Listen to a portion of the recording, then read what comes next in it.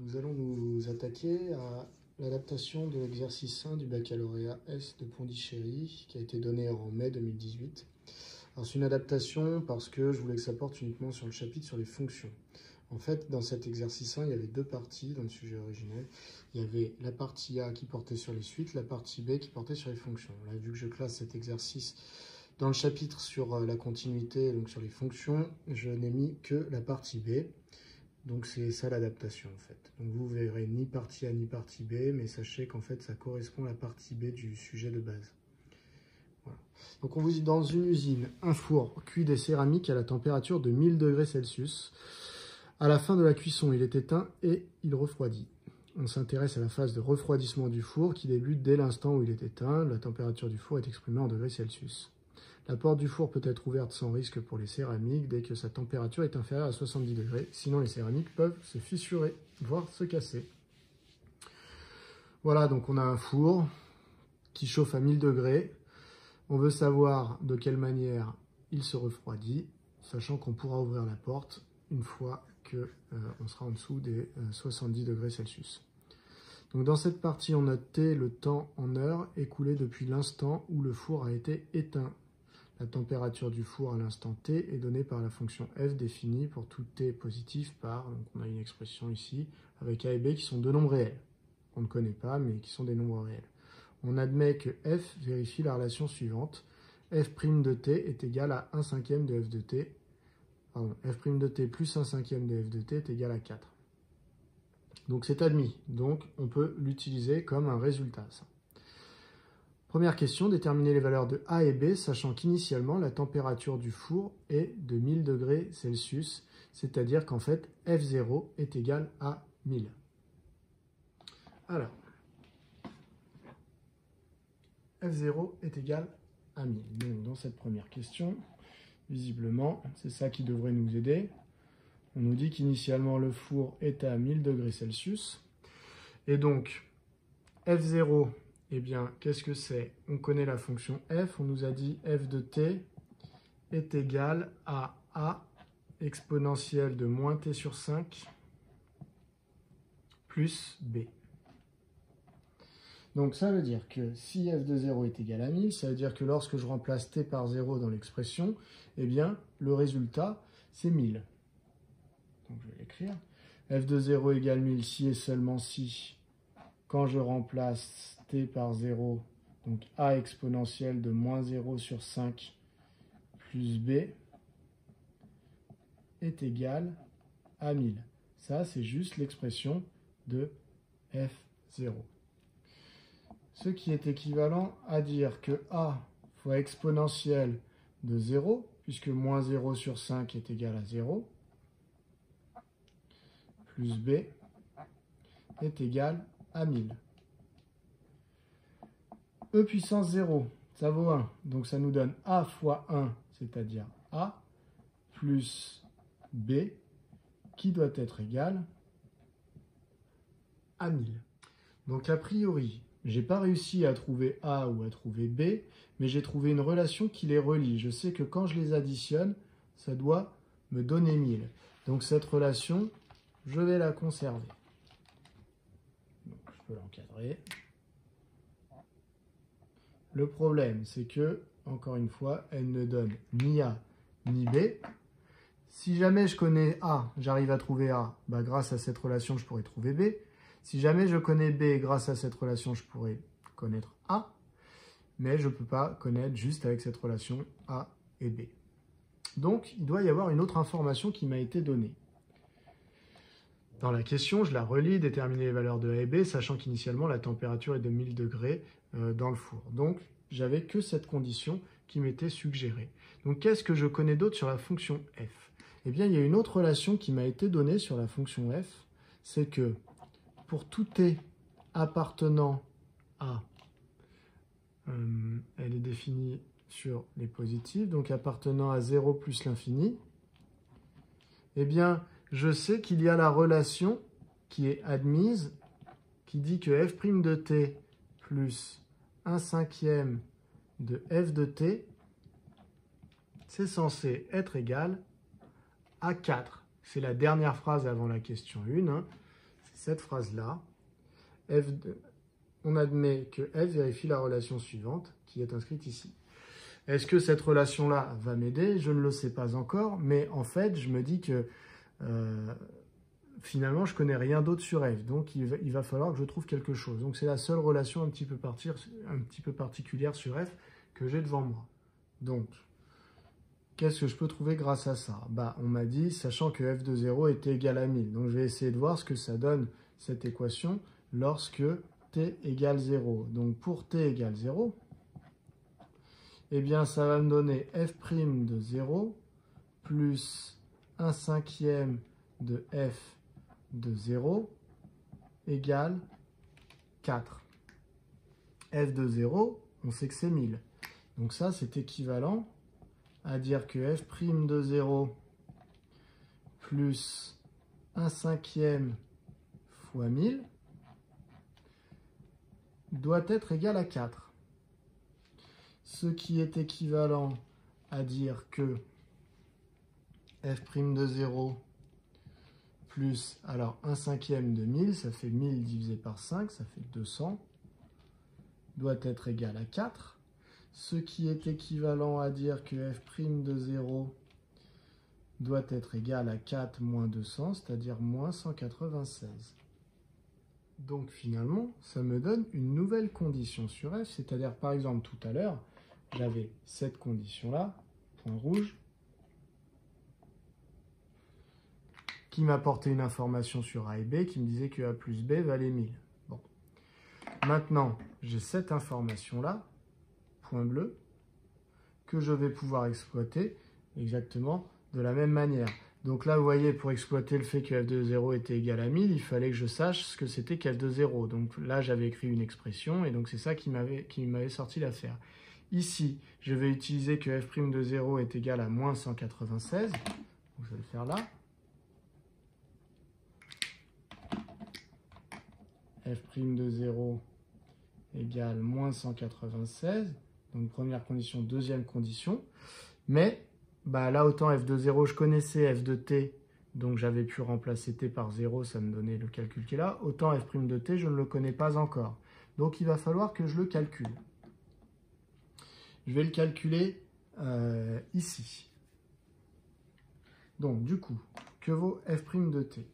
Donc, je peux effacer.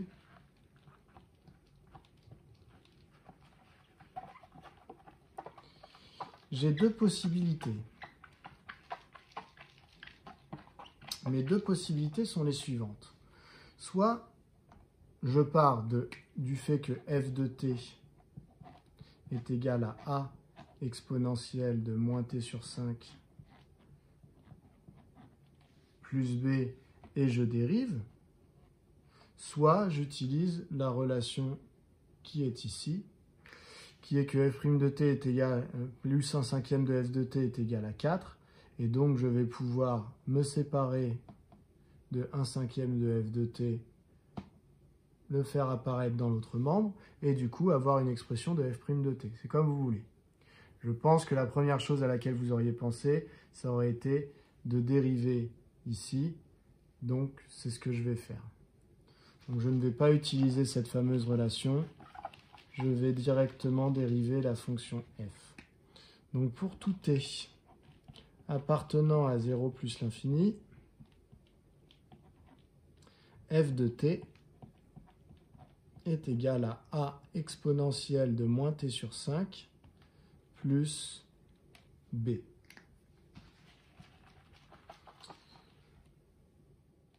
Pour dériver cette fonction, comme à chaque fois que je veux dériver une fonction, je repère l'opération principale. L'opération principale ici, c'est l'addition. Je vais donc dériver ce terme, dériver celui-là et remettre mon addition. Pour dériver le terme qui est à gauche ici, je repère l'opération principale dans ce terme. L'opération principale, c'est une multiplication. Mais, quand j'ai une multiplication, je repère si la variable est des deux côtés du signe multiplié ou pas. À gauche, je vois A. A, ça n'est pas la variable. La variable, c'est ce qu'il y a écrit dans les parenthèses ici. Donc la variable, c'est T. Donc je considère que A est une constante. Donc pas de variable dans le facteur de gauche. Par contre, il y a une variable dans le facteur de droite. Quand il n'y a pas de variable dans le facteur de gauche, j'utilise la formule k fois une fonction. Pour dériver un nombre fois une fonction, c'est je conserve le nombre et je dérive la fonction. Donc là, dans la dérivée, je vais conserver le a. Par contre, je vais dériver l'exponentielle. C'est parti.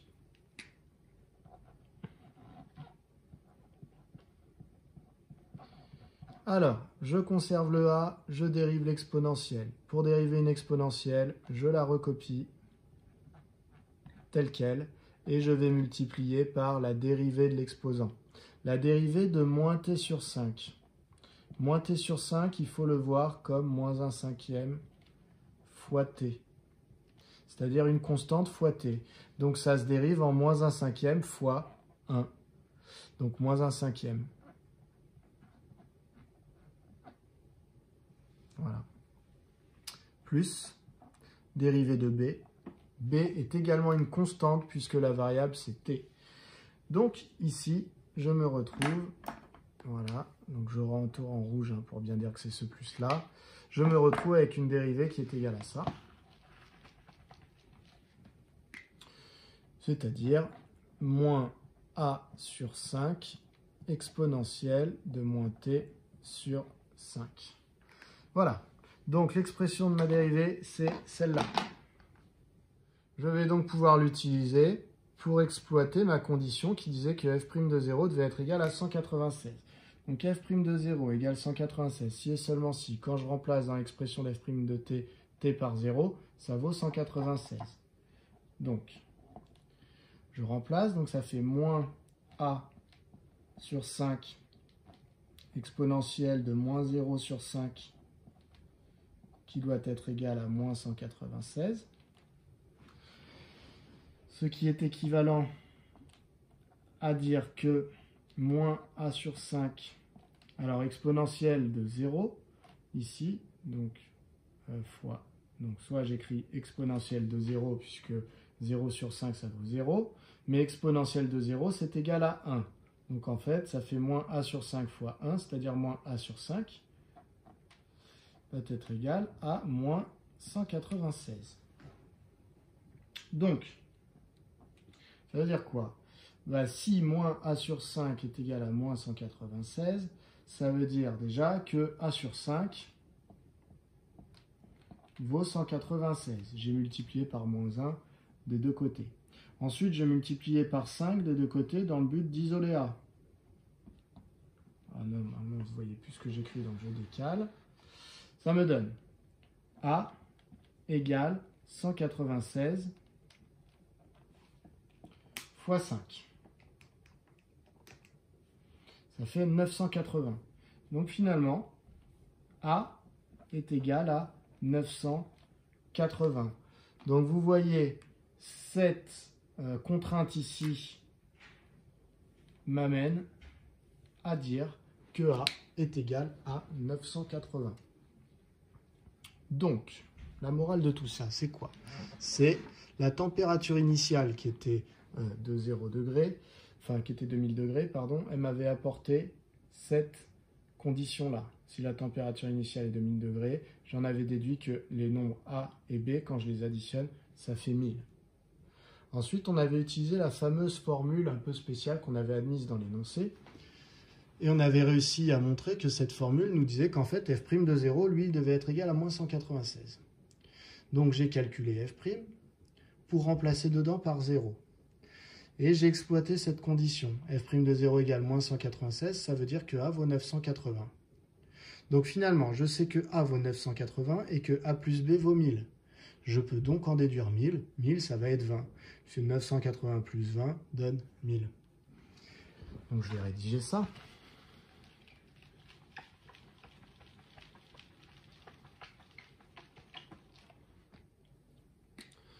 Tout simplement de la manière suivante, je vais mettre donc A égale 980 et B égale, alors vous pouvez dire que B c'est 1000 moins A, c'est-à-dire 1000 moins 980, c'est-à-dire 20. Voilà, vous avez donc vos deux valeurs. Vous avez A égale 980 et B égale 20. Donc c'est une question qui n'est pas simple, mais quand vous devez trouver des valeurs de paramètres, eh bien en fait, il vous faut obligatoirement des conditions. Et en général, une condition permet de construire une équation et du coup, au mieux de trouver un paramètre. Donc là, comme il y a deux paramètres A et B, eh bien en fait, il faut que je me dise qu'il va me falloir en général deux conditions pour trouver deux paramètres. La première condition était très claire dans l'énoncé, c'est f de 0 égale 1000. La deuxième était moins claire, il fallait la trouver tout seul, c'était que f' de 0 est égal à moins 196, et il fallait la trouver grâce à la fameuse formule qui était dans l'énoncé, qui se trouvait ici, c'est-à-dire que f' de t plus 1/5 de f de t valait 4. Voilà qui vient conclure cette question. Pour la question 2, donc vous voyez, pour la question 2, on nous dit pour la suite, on admet que pour tout nombre réel positif t, eh bien f de t vaut 980 exponentielle de moins t sur 5 plus 20. Vous voyez, c'est exactement l'expression qui est là, sauf que le a été remplacé par 980 et le b par 20. Donc c'est exactement les valeurs qu'on a trouvées pour a et pour b dans la première question, donc c'est plutôt très bon signe pour nous. Voilà. Donc les questions, on les lit toutes d'un coup. Première question, on va déterminer la limite de f lorsque t tend vers plus l'infini. Donc on va faire ça. Ensuite, il faudra qu'on étudie les variations. Donc pour ça, on aura besoin de calculer la dérivée et d'étudier le signe de cette dérivée. Dérivée qu'on a déjà calculée dans la question précédente. Et enfin, il y aura une petite question d'interprétation dans le contexte de l'exercice. Voilà le programme. Alors, 2A. Une question sur la limite. Donc, pour calculer une limite d'une fonction, il va falloir déjà que je regarde un petit peu son expression. Donc, pour tout t appartenant à R+, puisqu'on me dit que t est positif. Je me réécris la fonction, l'expression de la fonction f. F de t égale 980, exponentielle de moins t sur 5, plus 20. Voilà. Donc, il me faudrait la limite en plus l'infini. Alors, lorsque t tend vers plus l'infini, t sur 5 tend encore vers plus l'infini, puisqu'il y a un nombre qui tend vers plus l'infini divisé par 5, le résultat tend encore vers plus l'infini. Du coup, moins t sur 5 tend vers moins l'infini. Du coup, exponentielle de moins t sur 5 tend vers 0, puisque la limite d'une exponentielle quand l'exposant tend vers moins l'infini, c'est 0. Du coup, la limite de 980 fois exponentielle de moins t sur 5, ça va tendre vers 0, puisque la limite de 980 fois un nombre qui tend vers 0, eh bien c'est 0. Et du coup, quand on va rajouter 20, la limite, ce sera 20, tout simplement. Donc on se rédige ça. Alors, la limite de moins t sur 5 lorsque t tend vers plus l'infini. Donc ça, c'est égal à moins l'infini. Or, je récite mon cours, la limite d'une exponentielle, donc je vais dire x, lorsque x tend vers moins l'infini, c'est égal à 0. Pourquoi je dis ça? Parce que là, dans mon exponentielle, je me rends compte que c'est un truc compliqué, mais que le truc compliqué, il tend vers moins l'infini. Donc je dis qu'une exponentielle d'un truc, quand le truc tend vers moins l'infini, la limite, c'est 0. Et donc maintenant, ça veut dire que je peux remplacer le x par le bloc moins t sur 5. Donc ça s'appelle de la composition. Donc par composition, je peux dire que la limite, quand t tend vers plus l'infini, de exponentielle de moins t sur 5, c'est égal à 0. Parce que t a beau tendre vers plus l'infini, l'exposant, lui, va tendre vers moins l'infini, comme dans cette limite-là. Là, l'exposant tend vers moins l'infini. Donc, la limite, c'est 0. Donc, la limite de 980 exponentielle de moins t sur 5 est égale à 0 lorsque t tend vers plus l'infini. Donc, si je rajoute 20, donc, la limite lorsque t tend vers plus l'infini de 980 exponentielle de moins t sur 5 plus 20, c'est égal à 20. Donc la limite de f de t, puisque ça c'est l'expression de f de t, eh bien c'est 20 en plus l'infini. Donc la limite de f de t lorsque t tend vers plus l'infini, elle est égale à 20. Qu'est-ce que ça veut dire dans le contexte de l'exercice? F de t, je vous rappelle, c'est la température qui fait dans le four après avoir attendu t minutes, non c'est en heures, donc après avoir attendu t heures. Donc ça veut dire quoi? Ça veut dire que cette interprétation, c'est que si on attend un très très long moment, eh bien en fait la température à l'intérieur du four elle tend vers 20 degrés. Voilà. Donc elle passait de 1000 degrés au départ, et en fait elle tend vers 20 degrés si on lui laisse un temps infini de repos à ce four. Donc question 2b, on a dit il faut étudier les variations de f sur 0 plus l'infini. Je réécris ce que c'est que f pour tout t appartenant à R+, f de t est égal à 980 exponentielle de moins t sur 5 plus 20. Donc en soi, l'expression de la dérivée, vous l'avez déjà calculée dans la première question et vous pourriez la réutiliser. Dans la première question, vous l'aviez calculée avec des a et des b. Donc vous pouvez reprendre la formule de la dérivée en remplaçant les a et les b par 980 et 20. Bon, je vais faire comme si j'avais pas réussi la première question. Et donc, comment je fais pour réussir celle-là?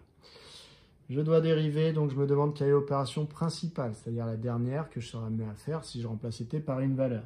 En fait, si je remplaçais t par une valeur, je calculerais l'exponentielle, je la multiplierais par 980 et je rajouterais 20. Opération principale, c'est donc l'addition. Pour dériver une addition, une somme, je dérive chacun des termes séparément et après, j'additionne leurs dérivés. Donc, la dérivée de 20, ça ne va pas être très compliqué, c'est une constante, donc sa dérivée, ça va être 0. Par contre, la dérivée de ce terme-là, de 980 exponentielle de moins t sur 5, eh bien, pour la dérivée, je me pose la même question, comme à chaque fois que je veux dériver quelque chose. Quelle est l'opération principale à l'intérieur de ce terme? C'est la multiplication. Quand j'ai une multiplication, je me demande si j'ai la variable des deux côtés de mon signe multiplié, donc dans mes deux facteurs. Ici, je ne l'ai pas. C'est donc une constante fois une fonction. Donc, je vais dériver ça comme k fois une fonction u, k étant une constante. Quand je dérive k fois une fonction u, la formule, c'est k fois la dérivée de u. Donc, la constante reste et je dérive simplement la fonction à côté. Donc, on va le faire.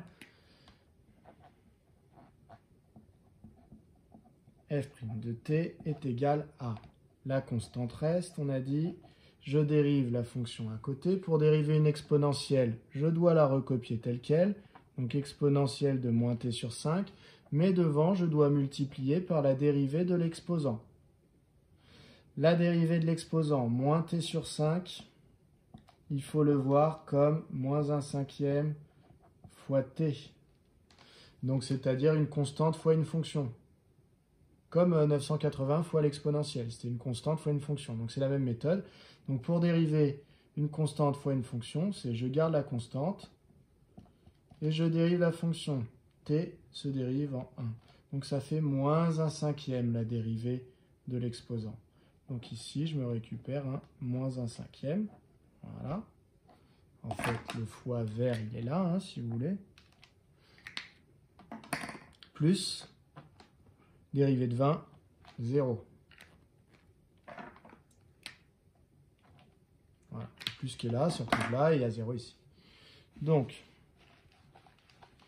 maintenant, on peut peut-être simplifier un peu. 980 fois moins 1/5. Ça donne moins 196. Exponentielle de moins t sur 5. Plus 0, donc pas la peine de le marquer. Donc ma dérivée, en fait, c'est tout simplement ça. Je veux les variations de f. Donc, de cette dérivée, ce que je veux, c'est le signe.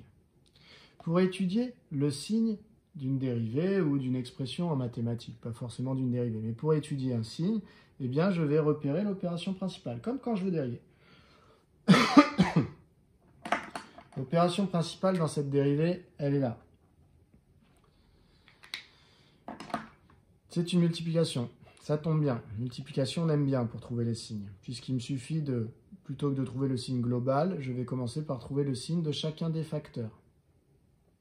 Moins 196 est un nombre négatif, tout le temps, ne dépend pas de t. Ici, je lis une exponentielle. Une exponentielle est toujours strictement positive. Donc vous avez un nombre négatif multiplié par un nombre positif, donc le résultat sera négatif. Alors si vous voulez, vous pouvez vous faire un tableau avec les signes, comme ça, x, 0, plus l'infini, signe de moins 196, bah c'est négatif tout le temps, signe de l'exponentielle de moins t sur 5, eh bien c'est positif tout le temps, et donc signe de f' de t, c'est négatif. Vous pouvez, alors j'ai mis x, c'était bien sûr. Vous pouvez vous faire ce tableau de variation, mais vous pouvez, enfin de signes, pardon, et enchaîner avec les variations de f qui sont, f sera une fonction décroissante. Mais vous pouvez aussi faire avec des phrases, c'est-à-dire que là, vous voyez comme dans mes cases, à chaque fois il n'y a qu'un seul signe, en fait je peux régler ça avec des phrases si j'en ai envie. Donc je vais vous montrer comment on fait avec des phrases, même si je viens de vous montrer comment on pouvait faire avec un tableau. Si vous voulez faire le tableau, vous faites le tableau, bien sûr. On va mettre or, moins 196 est un nombre négatif. Et pour tout t appartenant à R+, exponentielle de moins t sur 5 est strictement positif. Donc, pour tout t appartenant à R+, f' de t est strictement négatif, pardon. Puisque nombre négatif multiplié par nombre positif. Voilà, donc vous voyez, ça, c'est à la place du tableau avec les signes. Et donc, eh bien, je peux en déduire que f est strictement décroissante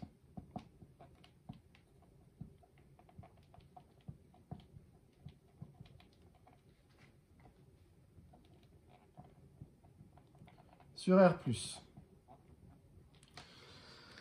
Voilà, donc ça remplace la discussion du signe avec le tableau et du coup la flèche dans le tableau de variation.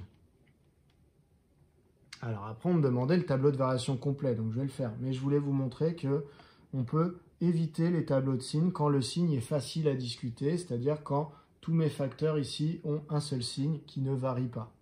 Voilà. Et donc on peut conclure avec une phrase comme ça. Maintenant, on me demande d'en déduire le tableau de variation. Donc, bah là, je viens de voir la flèche qui allait être dans mon tableau de variation. Donc, je vais le faire.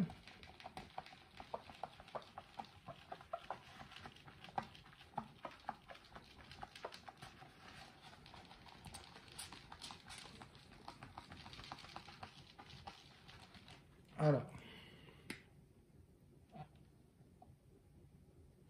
je ne vais pas le faire aussi grand parce que après, je vais devoir l'utiliser.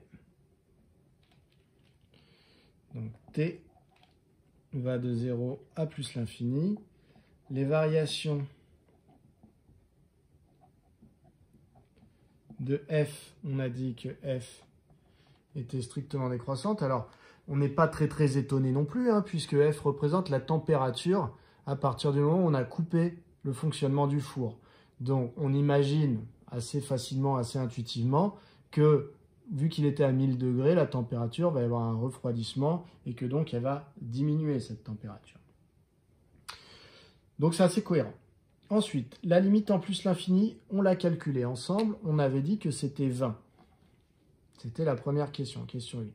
Il nous manque ici f de 0, mais f de 0, on sait que c'est 1000 puisque c'est la température au moment où on éteint le four. Donc voilà, j'ai mon tableau de variation qui m'était demandé. Ça nous amène à la question petit c. Dans la question C, on nous demande pour ce modèle, après combien de minutes le four peut-il être ouvert sans risque pour la céramique? Donc, on nous avait dit au début de l'énoncé que la céramique ne risquait rien à partir du moment où la température du four était passée en dessous des 70 degrés. Donc, en fait, on cherche un instant T, un temps T, donc que je peux appeler T1 pour bien signifier qu'il est particulier, pour lequel, eh bien, la température sera de 70 degrés. Alors, il y a deux versions pour cette question. Je vais faire la version en premier de quand je ne connais pas les logarithmes népériens. Donc, si je ne connais pas les logarithmes népériens, l'équation qui consisterait à dire quand est-ce que f de t vaut 70 et à écrire du coup ce que vaut f de t et chercher à résoudre par le calcul cette équation, eh bien, sans les logarithmes népériens, je n'y arriverai pas. Donc, je ferai avec les logarithmes népériens à la fin de la vidéo, mais je vais faire quand on ne sait pas résoudre cette équation f de t égale 70. Donc, si je ne sais pas la résoudre, eh bien, ce que je vais faire, c'est que je vais prouver qu'il y a un moment où, déjà, la température est bien égale à 70 degrés. Pour prouver ça, je vais utiliser le théorème des valeurs intermédiaires ici, sur l'intervalle 0 plus l'infini. Une fois que j'aurai prouvé que mon temps T1 existe, eh bien, j'utiliserai ma calculatrice pour en trouver une valeur approchée. Voilà. Donc ça va être ma méthode quand je ne sais pas résoudre l'équation f de t égale 70. Donc dans ce cas-là, qu'est-ce que je vais dire? Je vais dire sur 0 plus l'infini. Alors, quelles sont mes hypothèses pour ce théorème des valeurs intermédiaires? Eh bien, je vais dire que f est continu sur R+. R+, c'est pareil que 0 plus infini. Pourquoi elle est continue? Parce qu'elle est dérivable. Voilà. Donc, continue. F est strictement décroissante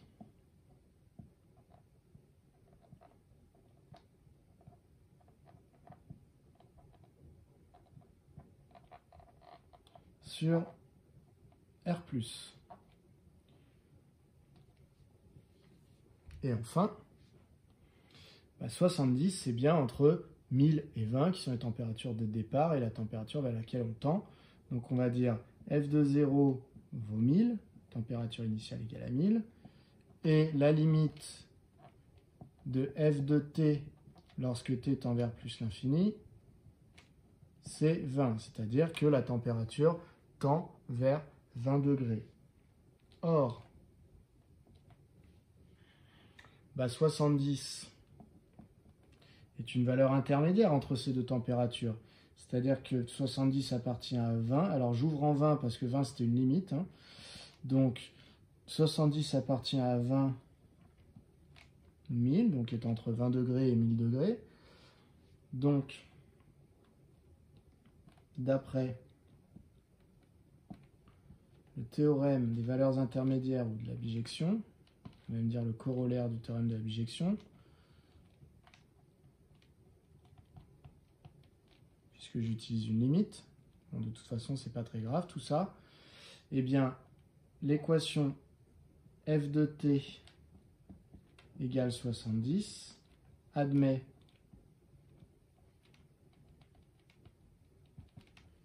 une unique solution sur R+. Donc voilà, ma solution existe, je l'ai prouvée.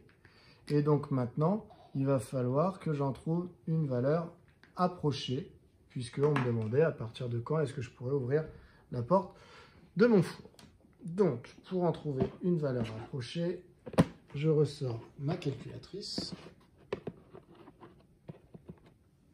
Voilà.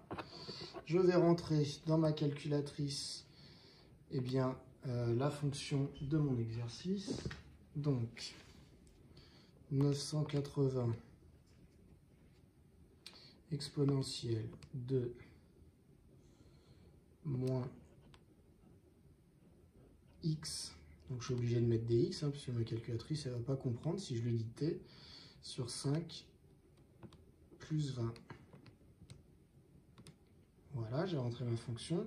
Maintenant, je sais que d'après mon tableau de variation, c'est entre t et plus l'infini que ça va se jouer. Donc, je vais faire un tableau qui va démarrer au temps 0 et qui va avancer au départ de 1 en 1, d'heure en heure, pour voir ce qui se passe. Je fais mon tableau.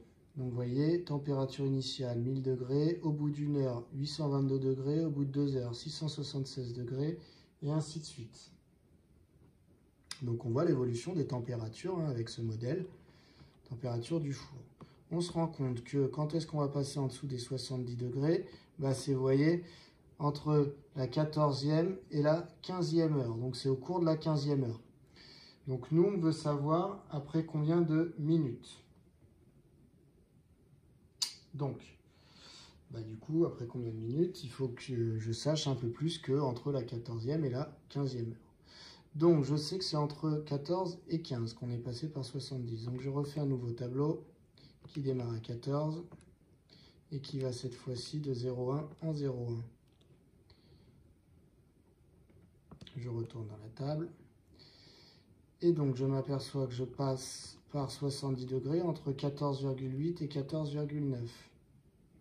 Donc, je vais rechercher encore un peu. Je vais démarrer à 14,8. Je vais avancer de 0,01 en 0,01. Je fais ma table et je m'aperçois que je suis passé par 70 entre 14,87 et 14,88. Alors, je ne sais pas lequel des deux choisir pour arrondir. Donc, je vais aller voir un chiffre en plus après la virgule. Donc, je vais démarrer à 14,87 et je vais faire 3 chiffres après la virgule. Table. Alors, on passe par 70 entre 14,877 et 14,878.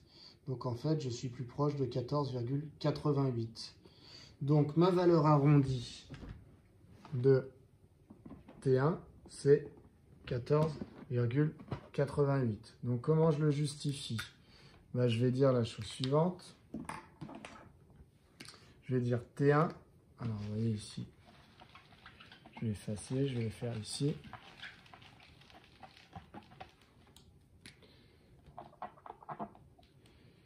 T1 est compris entre 14,877 et 14,878, car f de 14,877, c'est environ égal à 70,006 et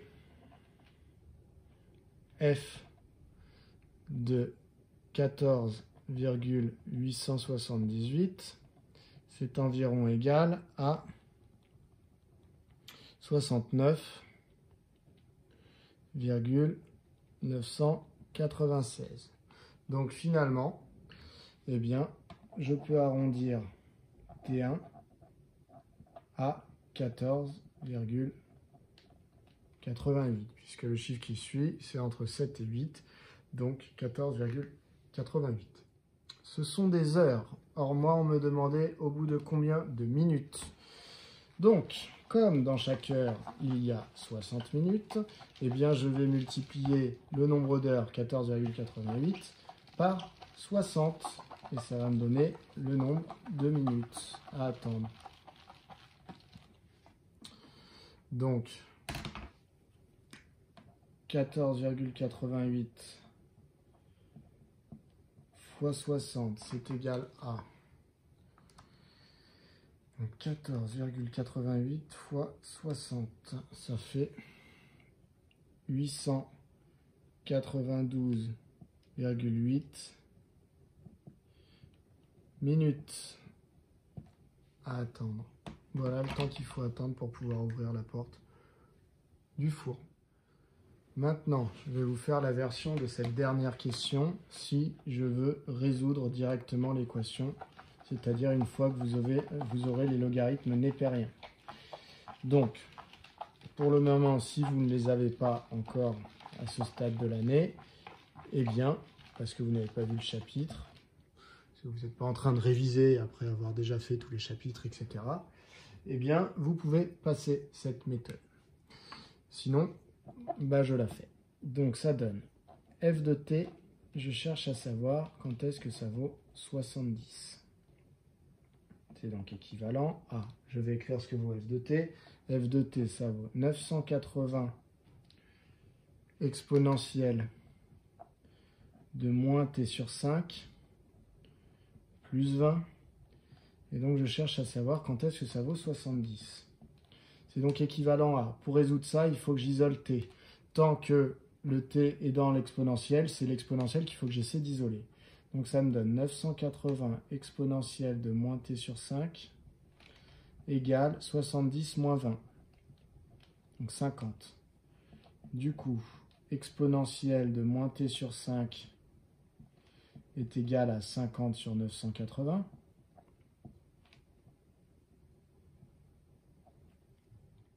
Ce qui peut se simplifier par 10, hein, 50 sur 980, c'est pareil que 5 sur 98. Donc je peux tout à fait, allez, je vais faire une petite étape. Exponentielle de moins t sur 5 égale à 5 sur 98. Et c'est là que, si on n'a pas fait les logarithmes, eh bien là on est bloqué puisque on ne sait pas comment trouver l'inconnu quand elle est dans l'exposant. Donc c'est là qu'on s'arrête si on n'a pas encore fait les logarithmes. Mais si on a fait les logarithmes, on sait que lorsque deux nombres sont égaux, c'est équivalent à dire que leurs logarithmes népériens sont égaux. Donc je peux appliquer le logarithme népérien des deux côtés de mon égalité. J'obtiens cela, que le logarithme népérien de l'exponentielle, etc., est égal au logarithme de 5 sur 98. Ça, pour justifier, je dois dire car ln est strictement croissante sur R plus étoile. Et donc, c'est équivalent à dire que le ln et l'exponentielle ici se neutralisent. Il me reste moins t sur 5, qui est égal à ln de 5 sur 98. Du coup, je vais pouvoir trouver t en multipliant par moins 1 et par 5. Comme ça, moins 1, j'ai plus le signe moins, et par 5, j'ai plus la division par 5. Je fais ça des deux côtés. Donc, multiplier par moins 1 puis par 5, ça revient à multiplier tout simplement par moins 5. Donc, je multiplie des deux côtés par moins 5. Ça a pour effet d'obtenir t ici. Et ici, j'obtiens moins 5 ln de 5 sur 98. Moins 5 ln de 5 sur 98, je vais le taper sur ma calculatrice pour voir à peu près ce que ça vaut. Ça, c'est donc la valeur exacte du temps à attendre pour arriver exactement à 70 degrés pour notre four. Donc, nous, on va calculer une valeur arrondie. Donc, moins 5 fois ln de 5 sur 98. Je vais y arriver. Ça nous donne 14,88 à peu près. C'est une valeur arrondie. Donc, t environ égal à 14,88. Ça, ce sont des heures. Et donc, on passe en minutes de la même manière qu'avec l'autre méthode, c'est-à-dire qu'on multiplie par 60 et on va trouver exactement le même résultat qu'avec l'autre méthode. Voilà pour la fin de cet exercice.